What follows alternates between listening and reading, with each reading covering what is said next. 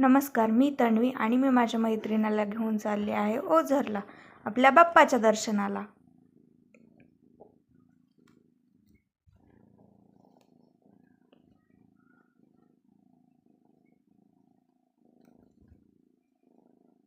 गाडी पार्क केली आणि आम्ही मंदिराकडे चालायला लागलो.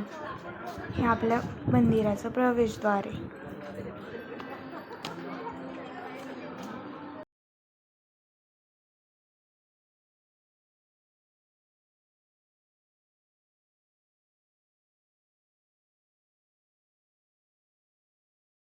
आतमध्ये कॅमेरा अलाउड नाही आहे, तरी पण मी थोडासा व्हिडिओ घेण्याचा प्रयत्न केलेला आहे.